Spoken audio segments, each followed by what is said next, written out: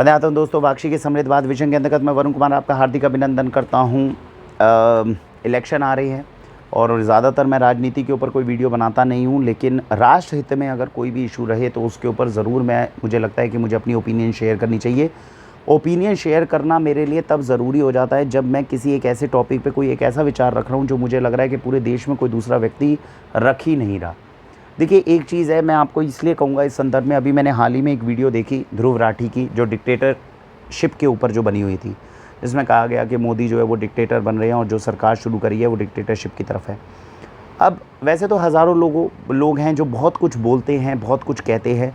ध्रुव राठी की वीडियो को मैं सीरियसली इसलिए लेता हूँ बिकॉज़ वो जो फैक्ट्स बताता है वो फैक्ट्स गलत नहीं बताता, फैक्ट्स वो सही बताता है। ये एक बात है। अब अगर वो फैक्ट्स सही बताता है तो फिर मैं उसकी बात को मानता क्यों नहीं हूँ, है ना। मतलब व्यक्ति जो है वो बोल तो सच रहा है, वो बोल रहा है, रवीश कुमार भी बोल रहा है, तो वो सच ही बोल रहे हैं। ये दोनों, मैं इन दोनों के चैनल्स को फॉलो करता हूँ और मैं इसलिए करता हूँ क्योंकि they both are good intellectuals, logically तो सही बात करते हैं। लेकिन फिर भी ये जो कहते हैं मैं उसको फॉलो क्यों नहीं करता, उसका रीज़न बता रहा हूँ। बिकॉज बहुत बार अब देश में ऐसा हो रहा है कि जितने हम पढ़े लिखे हो रहे हैं, जितने हम इंटेलेक्चुअल हो रहे हैं, हम फैक्ट्स के ऊपर पढ़ाई लिखाई बहुत अच्छी करते हैं, लेकिन उसके पीछे का जो एक मोटिव होता है उसको हम कहीं ना कहीं छुपाते हैं। और जो हम फैक्ट्स बता रहे हैं वो बाइस्ड फैक्ट्स होते हैं। मतलब क्या, अगर मैं बोल रहा हूँ कि भैया तुम भी गलत हो और तुम भी गलत हो तो बात ठीक है। न्याय का, आप समझ रहे, जो न्याय है, जो जस्टिस है, वो जस्टिस आप तभी कर सकते हो जब आप दिल से बिल्कुल प्योर हो और बिल्कुल न्यूट्रल हो। इस वक्त हमारे देश के अंदर समस्या यही है। हमारे देश के अंदर ध्रुव राठी और रवीश कुमार जैसे इंटेलेक्चुअल्स तो बहुत अच्छे हैं, होना भी चाहिए। मैं इस बात को मानता हूँ कि सरकार कुछ भी अच्छा करती है, गलत करती है। इसमें देखिए 3 नाम आए, ध्रुव राठी आया, हमारे पास में जो है रवीश कुमार आया, तीसरा सोनम वांगचुक आया। सोनम वांगचुक को मैं फॉलो भी करता हूँ, सोनम वांगचुक की मैं रिस्पेक्ट भी करता हूँ, जबकि वो भी सरकार को क्रिटिसाइज़ कर रहे हैं। लेकिन ध्रुव राठी और रवीश कुमार को मैं नहीं उतना कर पाता फॉलो और नहीं रिस्पेक्ट कर पाता। इस तीनों के केस को समझने की हमें कोशिश करनी है, जिसके ऊपर पूरा भारत जो है समझ नहीं पा रहा कि अभी क्या हो रहा है। Freedom of speech is a good thing, लेकिन वो फ्रीडम ऑफ स्पीच उस तरीके से यूज़ होनी चाहिए जैसे सोनम वांगचुक कर रहे हैं। सोनम वांगचुक जो बात कर रही है वो बात एक लॉजिकली कर रहे हैं। सरकार के साथ में बैठकर एक बीच का रास्ता हमें निकालने की कोशिश करनी चाहिए, क्योंकि सोनम वांगचुक ये कह रहे हैं ठीक है यार, आप अपनी तरफ से पूरा कर रहे हो। देखो, पहले केस को हम थोड़ा समझ लेते हैं। कई लोगों को हो सकता है कि मैं वीडियो कर रहा हूं तो पता नहीं अभी वो इतना न्यूज़ के साथ में रहते हैं कि नहीं रहते हैं। एक एक करके तीनों को केस रवीश कुमार को छोड़ दो, ध्रुव राठी और इसका हम एग्जाम्पल लेंगे तो हमें दोनों का जो है पैटर्न समझ में आएगा। कहीं ना कहीं हमें बच्चों को समझाना चाहिए कि बेटा, अगर हमें क्रिटिसिज्म भी करना है, किसी की आलोचना भी करनी है, तो उसके पीछे का न्याय तंत्र जो है वो किस तरह से काम करना चाहिए। बिकॉज आपको कम से कम अपनी ओपिनियन के साथ जस्टिस करनी होगी, ऐसा मेरा मानना है। सोनम वांगचुक का सबसे पहले केस समझते हैं। एक समझते हैं हेल्दी क्रिटिसिज्म होता क्या है। सोनम वांगचुक का ये कहना है कि भैया लद्दाख जो है ये एक हिल एरिया है। अब इस हिल एरिया के अंदर सरकार ये कह रही है देखो यार, हमें यहाँ पे डेवलपमेंट करनी है। डेवलपमेंट के कई मायने हैं। डेवलपमेंट करेंगे तो वहाँ से माइनिंग का क्षेत्र है, तो बहुत सारे अच्छे मेटल्स जो हैं हमें प्राप्त होंगे, जिससे हमारी इकॉनमी बढ़ेगी। इकॉनमी बढ़ेगी तो जाहिर सी बात है हमें प्रॉफिट्स होंगे तो पूरी दुनिया में हमारा वर्चस्व बढ़ेगा। दूसरी बात, वहाँ पर रोड कंस्ट्रक्शन ज़बरदस्त करने पड़ेंगे, क्योंकि अगर हमने, ये नीति में फ़र्क है, जिस समय पे जवाहरलाल नेहरू की सरकार थी या उनके बाद की सरकार थी, वो कहते थे यार इन चीज़ों को अनडेवलप्ड रहने दो ताकि चाइना कभी आक्रमण करे तो हम पे अटैक ना कर पाए। नरेंद्र मोदी का सीधा कहना है भैया रोड की डेवलपमेंट करो, जितनी तेज़ वो आर्मी पहुंचाएंगे उससे तेज़ हम आर्मी पहुंचाएंगे और वापस अटैक करेंगे। तो चाइना बाजू में आपको रोड डेवलपमेंट्स करने के अंदर आपको सहायता चाहिए होगी। तीसरी बात क्या है कि आपकी जो है लद्दाख के अंदर जो है प्रॉपर डेवलपमेंट होगी तो वहाँ के लोगों की आर्थिक डेवलपमेंट होगी। इस चीज़ के अंदर सरकार को लगता है, क्योंकि सरकार ये मानती है कि गाँव से शहरों की तरफ जाना कोई बुरी बात नहीं है। You just need to move towards sustainable development, जिसकी आपको कोशिश करनी चाहिए।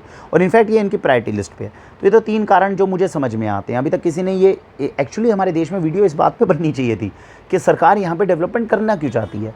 प्रॉब्लम ये है कि इसके ऊपर वीडियो नहीं आई। तो ये हमारे देश को सोचना चाहिए। हर कोई ये कह रहा है कि भैया नहीं, सोनम वांगचुक सही है, गलत है। अरे भाई, मुद्दे के ऊपर डिस्कशन होनी चाहिए। मुझे तो कोई वीडियो ऐसी मिली नहीं जिसके अंदर ये बताया गया हो देश वहाँ पे डेवलपमेंट चाह क्यों रहा है, सरकार वहाँ पे डेवलपमेंट चाह क्यों रही है। ये 3 रीजंस भी मुझे लग रहा है इंटेलेक्चुअली, जो मुझे लॉजिकली लग रहे हैं, ये 3 रीजंस हो सकते हैं। लेकिन कोई ऐसी आई नहीं वीडियो, ये आनी चाहिए थी। एनीवेज, और सोनम वांगचुक जो है वो वापस ये कह रहे हैं कि ठीक है यार, आपने इन 3 चीज़ों पे फोकस किया, लेकिन जब आप इतनी डेवलपमेंट करोगे, यहाँ का एनवायरनमेंट बहुत फ्रेजाइल है, यहाँ पर प्राकृतिक आपदाएं आ सकती हैं, यहाँ पे बहुत नुकसान हो सकता है, और मुझे आप 6 शेड्यूल दे दो। 6 शेड्यूल देने के बाद में आप यहाँ डेवलपमेंट कर ही नहीं पाओगे, सारी पावर जो है हमारे हाथ में आ जाएगी। मुझे पर्सनली जो लगता है वो ये लगता है कि दोनों को बीच के रास्ते पे आने की ज़रूरत है। और सोनम वांगचुक एक देशभक्त व्यक्ति हैं, वो मोदी को भी पसंद करते हैं, सही करते हैं, लेकिन एक बीच का रास्ता है। लेकिन क्योंकि दोनों ही इंटेलेक्चुअल हैं, मोदी भी जो है वो भी इंटेलेक्चुअली अच्छा सोचते हैं, सोनम वांगचुक भी अच्छा सोचते हैं, तो मेरे ख्याल से तो बीच का कोई रास्ता निकलना चाहिए। लेकिन है ये टॉपिक मुश्किल, ये मुश्किल चीज़ें होती हैं, ये कुछ ऐसे टॉपिक्स होते हैं जिनके ऊपर बड़े बड़े बुद्धिजीवियों को बैठने की ज़रूरत है। बिकॉज हल्का सा भी इधर जाओ तो नुकसान किसी का, हल्का सा इधर जाओ तो नुकसान किसी का, और दोनों को ही कुछ कुछ नुकसान तो बियर करना पड़ेगा। तो ये कई बार जीवन में वो महाभारत वाला बात आ जाती है कि आपको जो है वो युद्ध करना मैंडेटरी हो जाता है। अब भीष्म पितामह करे तो ये करे तो फंसे, ये करे तो फंसे, ये केस इस तरह का है। तो सोनम वांगचुक के लिए अगर कल को हमें भूख हड़ताल पे भी बैठनी पड़े तो हमें कोई प्रॉब्लम नहीं है, लेकिन उसके अंदर मांग हमारी है, उनकी यही रहेगी कि ठीक है भैया, कुछ बीच में बैठो, let us just try to find out a solution. देश सबका है, बीच के रास्ते को कुछ निकालते हैं। कुछ जगहों पे आप कंस्ट्रक्शन कर लो, कुछ जगह पे मत करो, उतनी कर लो जिसमें रिस्क को कम हो सके। कुछ ऐसा सिस्टम बन जाए तो ऐसा कुछ कर ले, मेरे ख्याल से ऐसा कोई रास्ता निकलेगा। तो this is something that I consider healthy criticism, और ये हमारे देश के लिए बुरा नहीं है, मुझे लगता है ये देश के लिए अच्छा है, इस तरीके से आगे बढ़ना भी चाहिए। आते हैं दूसरी तरह की क्रिटिसिज्म में, जिसमें ध्रुव राठी ने बताया ये जो वीडियो डिक्टेटरशिप की बनाई, ये इतनी ज़बरदस्त वीडियो ध्रुव राठी ने बनाई थी कि इसको बनाने के बाद जैसे ही मैंने देखा तब मुझे ही डर लगने लग गया। और मुझे डर इसलिए लगने लग गया क्योंकि इसके अंदर जो फैक्ट बताए गए वो है, मुझे सरकार का एक डिसीजन बिल्कुल अच्छा नहीं लगा था, मैं आपको फ्रैंकली बताऊं। और वो डिसीजन मुझे इसलिए अच्छा नहीं लगा, मैं आपको बताऊं, क्योंकि बचपन से पढ़ाई हमने भी डेमोक्रेसी की हुई है, हम भी लोकतंत्र जो है वो बहाल रहे इसके अंदर मानते हैं, हम भी सेक्युलर रहे, हमने भी वो पढ़ाई करी है। मैं देश से चाहता हूँ कि भैया हिंदू मुसलमान सिख ईसाई सब लोग सुख से रहे, एक साथ मिल के रहे। तो ये चीज़ें हैं। ये तो बात की बात है कि हम हिंदुत्व से जुड़ गए हैं तो हमारी आईसाइट जो है वो दूसरी तरफ भी गई है, राइट। नहीं तो पढ़ाया तो हमें भी यही गया। सबसे अच्छी जो है तंत्र कौन सा है? लोकतंत्र है। सबसे अच्छा जीने का तरीका क्या है? सेक्युलरिज्म है। सबसे अच्छी सरकार कौन सी है? जो जनता के द्वारा चुनी गई है। ये पढ़ाया गया है, बचपन से दिमाग में डाला गया है, तो ये हमारे दिमाग में डला हुआ है। लेकिन इस समय पे जो आगे आने वाले सारा टाइम है, मैं आपको बता रहा हूँ, ये तीनों चीज़ें चैलेंज में आ सकती हैं। और ये चैलेंज में आ रही है तो कोई बुरी बात नहीं है, ये राष्ट्र हित में ही जा रही है। हल्का सा इसको अलग तरीके से समझते हैं। तो जैसे ध्रुव राठी ने वो वीडियो भेजी, वीडियो भेजने के बाद में मेरे दिमाग में एकदम विचार आया। मैंने कहा यार ये सरकार देखो ये गलत कर रही है। सरकार ने दो चीज़ें गलत करी। वो तो वो इलेक्टोरल बॉन्ड चलाता है, इलेक्टोरल बॉन्ड्स के ऊपर कितना भी चिल्ला ले ध्रुव राठी, उससे सरकार गुनहगार साबित नहीं होती, क्योंकि उसका फ़ायदा तो दूसरों ने उठाया। और जब इलेक्टोरल बॉन्ड नहीं थे तब क्या दूसरी सरकारें इतने हज़ारों करोड़ों रुपए कहाँ से आ रही थी? बिजनेसमैन से ही आ रहे थे। इन्होंने कम से कम उसको डॉक्यूमेंटेशन में तो लाया। आज कम से कम ध्रुव राठी ये फाइंड आउट तो कर पा रहा है ना कि इलेक्टोरल बॉन्ड में किस बंदे ने कितने करोड़ रुपये दिए। आज से 25 साल पहले ये लेकर कौन आया था? यही सरकार लेकर आई थी इलेक्टोरल बॉन्ड का मामला। तो जो चोर होगा वो क्या खुद बताएगा कि भैया इस तरह से चोरी करनी है? और उससे पहले जो हज़ारों करोड़ों रुपए तुम बिजनेसमैन से लेके लगाते थे, कांग्रेस लगा रही थी, उसके अंदर क्या मामला था? तो इलेक्टोरल बॉन्ड जो सबसे बड़ा मुद्दा बनाया गया, ये बेसलेस मुद्दा है। जो डिबेट करने लायक मुद्दा है वो ये मुद्दा है, जिसके अंदर पार्लियामेंट के अंदर जो ये अपने राघव चड्ढा इन्होंने मुद्दा उठाया था, वो ये कि भाई तुम देश में इलेक्शन चाह रहे हो। अब तुम देश में इलेक्शन चाह रहे हो तो इलेक्शन ऑफिसर जो है, इलेक्टोरल ऑफिसर जो बनेगा, उसका चीफ इलेक्शन ऑफिसर जो बनेगा, उसको नियुक्त करने की पावर किसके पास होनी चाहिए? अब किसी भी ढंग के बुद्धिजीवी से पूछो तो वो ये कहेगा भैया प्राइम मिनिस्टर बिठा लो, एक तुम लोकसभा का ओपोजिशन लीडर बिठा लो जो भी आपका है, और तीसरा आप चीफ जस्टिस ऑफ इंडिया बिठा लो। ये तीन लोग अगर आप बिठाओगे तो चीफ इलेक्शन ऑफिसर जो है वो ढंग से नियुक्त होगा, वो इंडिपेंडेंटली काम कर पाएगा, और वो अगर स्ट्रिक्ट होगा तो देश में इलेक्शन अच्छे से हो पाएंगे। थ्योरेटिकली ये बिल्कुल सही जाती है, ये सही जाता है। और ध्रुव राठी ने जब वो वीडियो बनाई थी तो मुझे ये लगा हाँ यार, देश को मोदी जी जो है डिक्टेटरशिप की तरफ तो लेके जाएंगे। और वो लेके जाने का सबसे बड़ा सिग्नल यही है कि जब आप चीफ इलेक्शन ऑफिसर के अंदर ही कह रहे हो कि प्रधानमंत्री बैठेंगे, साथ में कैबिनेट का जो मिनिस्टर है वो बैठेगा, और तीसरा ओपोजिशन लीडर बैठेगा, और तीनों में से 2 वोट अगर मिल गए तो चीफ इलेक्शन ऑफिसर बना देंगे हम। तो सीधी सीधी मोनोपोली है। अब देश में जब चीफ इलेक्शन ऑफिसर प्रधानमंत्री और कैबिनेट वाले डिसाइड कर रहे हैं तो इलेक्शन किसके फेवर में होंगे? आपके फेवर में होंगे। और इलेक्शन अगर आपके फेवर में होंगे, आपकी सरकार डूबेगी नहीं। और आपकी सरकार अगर डूबी नहीं तो भैया, अगर सरकार इतनी मजबूत होगी फिर तो कोर्ट्स के अंदर जजेस तक को भी ये कुछ मर्जी पार्लियामेंट में रूल बनाओ भैया, जिस तरह आप चाहोगे वो नियम बनेगा, और जो नियम बनेगा उसको अदालत को भी फॉलो करना है। Courts can only interpret the constitution, right? They don't have the power to make the law. और मेक द लॉ जो पावर है जिसके पास, वो पार्लियामेंट है। तो पार्लियामेंट को तो सीधे सीधे आप जो है अपने हाथ में लेकर चलोगे, और 400 पार जैसी होगी वो हाथ में आ गई, and that means that is dictatorship. अब ये जब मैंने ध्रुव राठी की देखी तो मैंने कहा यार ध्रुव राठी भाई तूने बात तो सही करी, और मैं 2 दिन तक उसके इन्फ्लुएंस में पूरा रहा। और मुझे सच में लगा यार, मैंने कहा मोदी जी शायद ओवर कॉन्फिडेंट हो रहे हैं, गलत काम हो रहा है देश में, ये चीज़ बिल्कुल ठीक नहीं है। ये कम से कम चीफ इलेक्शन ऑफिसर वाला जो मामला है इनका, डिक्टेटरशिप वाला, इसको हमें समझना चाहिए। दूसरा, केजरीवाल जी को ये जेल में डालना, ये तो पक्का है। चाहे केजरीवाल कितना भी धूर्त हो, कितना भी गलत आदमी हो, कितने भी गलत काम कर रहा हो, कितना भी देश को बेचने के लिए आतुर क्यों ना हो, मुझे ये चीज़ ठीक नहीं लगी कि यार उठाकर तुम पहले संजय सिंह को डाल देते हो, 6 महीने में उसके खिलाफ कोई गवाही नहीं मिलती, और उसको वापस, और फिर केजरीवाल को 6 महीने के लिए डाल दो। ये तो काम तो गलत कर रही है गवर्नमेंट। ये दो चीज़ें हैं, जिसको मैं बोलता हूँ कि मैं समर्थक होने के बावजूद ये मानता हूँ कि ये चीज़ गलत है कि भैया ये इलेक्टोरल ऑफिसर एक तो आपका हो गया, और ये जो केजरीवाल के साथ में आप कर रहे हो, तो सीधे सीधे आपकी गुंडागर्दी आप दिखा रहे हो। फिर भी मैं सरकार का समर्थन क्यों कर रहा हूँ, उसका रीज़न ये है, महाभारत में भगवान कृष्ण ने जो किया वो गलत तो किया ही था। द्रोणाचार्य का वध कर दिया, गलत हुआ। कर्ण को मार दिया, गलत किया। मोदी जी वाजपेयी जी में दोनों में डिफरेंस है। वाजपेयी जी जो है वो रामायण का पाठ पढ़ाते थे, और मोदी जी जो है वो महाभारत पढ़ाते हैं, और वो कर रहे हैं कृष्ण वाला काम। और कृष्ण ने ये किया था तो बिल्कुल सही। अब इसका रीज़न देता हूँ कि लोकतंत्र अगर ख़त्म होता है, और मैं कहता हूँ डिक्टेटरशिप भी आती है, तो डिक्टेटरशिप आ जाए, फिर भी देश जो है वो मोदी जी के हाथ में जाना चाहिए। वो इसलिए जाना चाहिए, आप ये सोचिए कि लोकतंत्र, ये डेमोक्रेसी हमें पाने के बाद में हमें मिला क्या है। पिछले 70 सालों के अंदर थ्योरी तो कहती थी ना कि जनता की चुनी हुई गवर्नमेंट होनी चाहिए। जनता की तरफ से गवर्नमेंट चुनी ही कब गई है पिछले 70-80 साल में? आप मुझे आज तक का रिकॉर्ड बता दीजिए जब जनता चाहती थी और वो गवर्नमेंट आ गई। जवाहरलाल नेहरू का टाइम मान लीजिए, चलो अच्छी बात है भाई, 64 तक वो रहे, 13-14 साल गवर्नमेंट चाहती थी कि Jawaharlal Nehru is a good leader, और वो वाकई में एक अच्छे लीडर थे, और उनको चुना, जनता ने चुना, वो आ गए। दूसरे लीडर आप मान लो इंदिरा गांधी को चुना तो चलो अच्छी आ गई। ये 2 लीडर्स आपके द्वारा चुने गए, अच्छे। तीसरे वाजपेयी लीडर मान लो कि आपके पास अच्छे आ गए। इनके अलावा मोरारजी देसाई को हमने चुन लिया, हमने जनता पार्टी को हमने चुन लिया, हमने सबको जब चुन लिया, इनके द्वारा काम क्या किया गया? आप ये देखो कि कहीं ना कहीं जब एक सिंगल रूलर रहता है, जब एक सिंगल डिसीजन मेकर रहता है, तो काम देश के अंदर आगे बढ़ता है।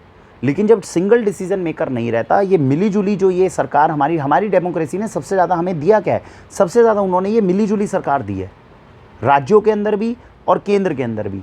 और जब ये मिलीजुली सरकार जो आती है, भैया 40% वोट इसको मिल गए, 30% वोट इसको मिल गए, ये दोनों मिल रहे हैं और सरकार बना रही है। ये सरकार क्या जनता की चुनी सरकार है ही नहीं। तो डेमोक्रेसी का जो आपकी थ्योरी है, वो थ्योरी तो काम ही नहीं कर रही है। और इस वजह से आप ये देखेंगे देश की डेवलपमेंट बहुत पीछे गई, और देश में गुंडा राज आया। और देश में गुंडा राज ऐसा आया कि यूपी के अंदर आप देख रहे हैं सीधे सीधे माफियाओं को जो है हमने बढ़ा दिया। बिहार के अंदर पूरी गुंडागर्दी हुई, वेस्ट बंगाल में हुई। आप खुद सोच के देखिए, अगर देश के अंदर एक डिक्टेटर होता तो हो सकता है कि वो एक अच्छा होता है या बुरा होता, जैसे पुराने समय में होता है, राजा के समय में। आज रशिया है, रशिया पुतिन के हाथ में। अगर पुतिन देशभक्त है, पुतिन धर्म के अनुसार अपने राज्य को चलाने की कोशिश कर रहा है, तो उसका देश इतनी जल्दी गर्त में नहीं जाएगा। लेकिन वहीं पर अगर कोई व्यक्ति धूर्त होता है, जो अपने देश को गलत रास्ते पे चलाना चाहता है, तो देश गर्त में जाएगा। लेकिन डिक्टेटरशिप के अंदर आपकी स्पीड तेज़ी से बढ़ती है, लोकतंत्र के अंदर आपकी स्पीड जो है तेज़ी से नहीं बढ़ पाती। तो इसीलिए 2 दिन के बाद में हल्का सा मेरे दिमाग में ये चीज़ आई कि अगर डिक्टेटरशिप बाई चांस आती भी है, तो हमें केवल एक ऐसा राजा चाहिए जो धर्म के अनुसार, धर्म का अनुसरण करते हुए आगे बढ़े। राष्ट्रीय स्वयंसेवक संघ है, उसके अंदर लीडर जो है किस तरीके से चुना जाता है? क्या वो लोकतांत्रिक तरीका होता है? नहीं, वो लोकतांत्रिक तरीका नहीं होता। हम सब लोग कहते हैं कि ये बन जाएं, इसलिए बन जाएं, ऐसे नहीं। जो एक पहले सरसंचालक हैं, जो पहले एक धर्म के अनुसार चलने वाला व्यक्ति है, वो आगे जाके धर्म के अनुसार दूसरे व्यक्ति को चुनता है, एक ऐसे व्यक्ति को चुनता है जिसको वो कई सालों से देखता है कि ये धर्म का अनुसरण करके लोगों को जो है लीड कर सकता है, वो उसको चुनता है। और वो चुनने के बाद में आज देखिए 6 पीढ़ियां निकल गई, लेकिन राष्ट्रीय स्वयंसेवक संघ में एक भी व्यक्ति आपको ऐसा नेतृत्व वाला नहीं मिला जो देश हित के बारे में ना सोचता हो। क्योंकि उसकी एक सबसे पहली लाइन ये मिली कि धर्म के अनुसार हमें नेतृत्व करना है, क्योंकि वो धर्म को अपने साथ लेकर चल रहे हैं, निस्वार्थ भाव से राष्ट्र हित में, देश हित में काम कर रहे हैं। कमियां हर किसी में होती है, लेकिन उसके बावजूद वो देश को नेतृत्व अच्छा दे पा रहे हैं।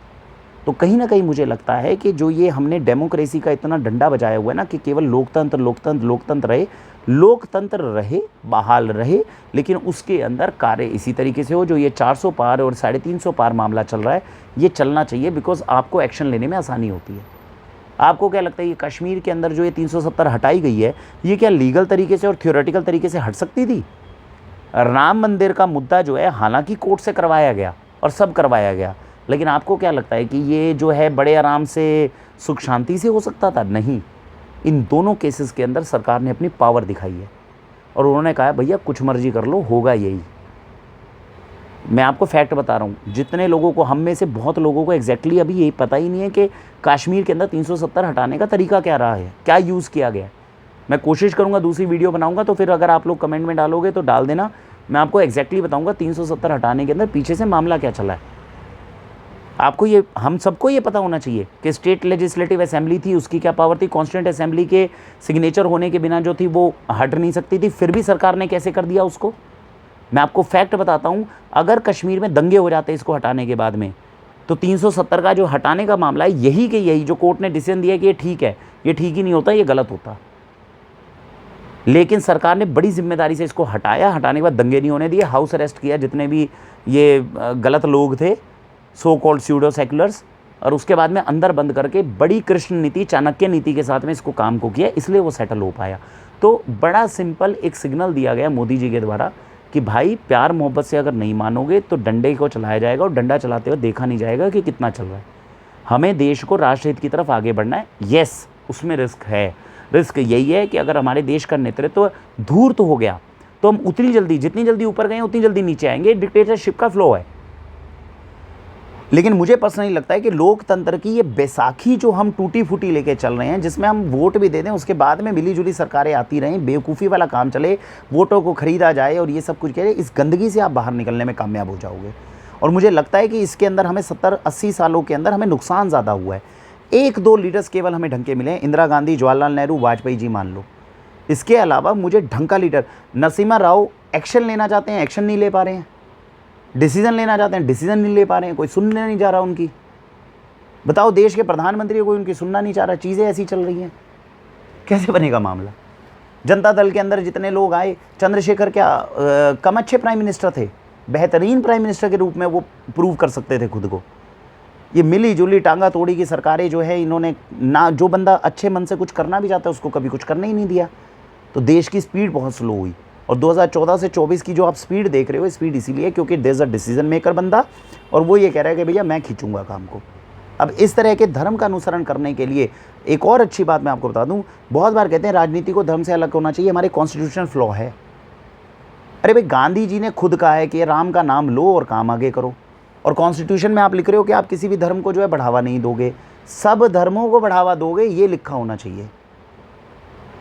सेक्युलर का मतलब ये नहीं है कि स्टेट जो है वो किसी भी धर्म के साथ नहीं जुड़ी रहेगी, उसमें ये होना चाहिए स्टेट जो है सभी धर्मों को प्रॉपर सम्मान देगी। एक्चुअली ये चीज़ नहीं होती है, तो ये प्रॉब्लम आ रही है। तो ये कुछ हमारे यहाँ पे कॉन्स्टिट्यूशनल, मुझे लगता है कि कुछ फ्लॉज हैं जिनको चेंज करने की ज़रूरत है। मैं, सरकार अगर कल को इसमें लोकतंत्र हटा भी देती है, और मैं कह देता हूँ कि इसके अंदर कोई एक इस तरह का तंत्र भी आता है जो डिक्टेटरशिप के अंदर है, वहाँ पर कहीं ना कहीं they will be thinking good, कुछ ना कुछ अच्छा सोचेंगे, और मुझे लगता है देश जो है वो अच्छी दिशा की तरफ जाएगा। मैंने एक दूसरी वीडियो बताई थी, पर्यावरण का संकट इतना बड़ा संकट है जिसको आप ये सारी चीज़ों में, ये मिली जुली सरकारों में सारा दिन जोड़ तोड़ के अंदर आप इनको सॉल्व नहीं कर सकते। You need a very very strong government जो इन सारी चीज़ों के ऊपर तेज़ एक्शन ले, बढ़िया एक्शन ले और तेज़ी से काम करे। अब मैं आपको दूसरा तरीका बताता हूँ। आप डिक्टेटरशिप नहीं लेकर आओगे तो लोकतंत्र के साथ में काम कैसे करोगे? ध्रुव राठी के साथ में मैं एग्री क्यों नहीं कर रहा, उसका सीधा रीज़न बताता हूँ। ध्रुव राठी ने कहा कि आपने चीफ इलेक्टोरल ऑफिसर जो है, इलेक्शन ऑफिसर जो है वो आपने नियुक्त कर दिया, बहुत बढ़िया, हमने नियुक्त कर दिया, हमने उठाकर केजरीवाल को जो है जेल में डाल दिया। वेस्ट बंगाल में बीजेपी के कार्यकर्ताओं को सड़क पे दौड़ा दौड़ा के उनके घर आग लगा दी गई, कितनों को जेल हो गई और कितनों को सज़ा हो गई। केरला के अंदर जो है वो आईसिस के अंदर हमारी 3 जो है बहनें जा रही हैं वहाँ से, कितनों को हमने पकड़ लिया और कितनों को हम वो हो कैसे रहे देश के अंदर ये चीज़ें? How is it possible? जब आपके देश के अंदर ही देशद्रोही बैठे होंगे तो उन देशद्रोहियों को बाय हुक और बाय क्रुक आपको रास्ते से हटाना पड़ेगा, और मैं इसका पूरा समर्थक हूँ। राष्ट्र हित में भारत माता की जो है वैभव को बढ़ाने के लिए चाहे कोई भी तंत्र आपको अपनाना पड़े, डू इट। क्योंकि अगर सीधी उंगली से घी नहीं निकल रहा तो उंगली को टेढ़ी करने में कोई बुराई नहीं है। तो 2 दिन तक मैं ध्रुव राठी की वीडियो के प्रभाव में रहा। मैं इससे पहले लोकतंत्र का बहुत बड़ा समर्थक था, उससे पहले सेक्युलरिज्म का बहुत बड़ा समर्थक था, लेकिन 2014 के बाद में सरकार ने खोल रखे हैं नेत्र उन्होंने कहा जिस जिस चीज़ का आप समर्थन करोगे we will be telling you the right way to do it. और जब हम और गंभीरता से देखेंगे कश्मीर वाला मुद्दा, राम मंदिर वाला मुद्दा, आपके सर्जिकल स्ट्राइक्स जो हैं, ये भैया ये मिली जुली सरकार के डिसीजंस नहीं हो सकते। इसके लिए यू नीड अ डिक्टेटर। मुझे ये काम करना है, मुझे इतने टाइम के अंदर करना है and I want this to be done. और इसके लिए अगर देश में डिक्टेटरशिप आ जाए, भारत दूसरा रशिया बन जाए, मुझे नहीं लगता कि कोई बुराई है, बिकॉज वो उस भारत के सामने जो है वो ज़्यादा बेटर रहेगा जो हमने 70 साल के अंदर भोगा है। क्या क्या नहीं भोगा बिहार में, यूपी में। बिहार, मगध किसी समय पे जो था दुनिया का, मतलब ये समझिए सितारा होता था मगध। बिहार को हम समझ नहीं रहे, हम वहाँ के लोगों की ताकत को नहीं समझ रहे। बिहार को अगर जिस दिन हमने अपने देश में डेवलप कर दिया ना, मैं आज आपको बता रहा हूँ कि जितना यूपी में आप प्रोग्रेस देख रहे हो उससे 4 गुना ज़्यादा बिहार के लोग प्रोग्रेस करके दे देंगे। They are so much hard working, उनके पास में वो जीन्स है, उनके अंदर ताकत है वो सब कुछ करने की। केवल और केवल सरकार जो है वो इतनी गंदी हमने एक के बाद एक चुनी गई है, लोगों को ही चुनने का समय नहीं मिल रहा। लोग कहाँ वोट दे रहे हैं, अपना खींचे जा रहे हैं जिस तरह भी खींच रही है मामला। नेता ही नहीं है हमारे पास में कोई अच्छा। तो मेरा ये आज की वीडियो बनाने का मकसद ये था दोस्तों कि मैं आपको ये बता पाऊँ कि अगर जैसा मेरे मन में सवाल आया, अगर आप भी ध्रुव राठी की वीडियो से बहुत ज़्यादा प्रभावित हैं, आपको लगता है डिक्टेटरशिप है, थिंक इन अनदर वे, दूसरे तरीके से सोचिए। और जिस तरीके से हमने कश्मीर के मुद्दे को, राम मंदिर के मुद्दे को और ये सर्जिकल स्ट्राइक वाले मामले को किया है, जो सरकार ये कर रही है ये बिल्कुल ठीक नहीं है। लेकिन धूर्तों के साथ में धूर्तों की नीति अपनानी पड़ेगी, वरना देश को बचाने के लिए अगले 5-6 साल ये मेरे ख्याल से this is going to be the last term for Modi.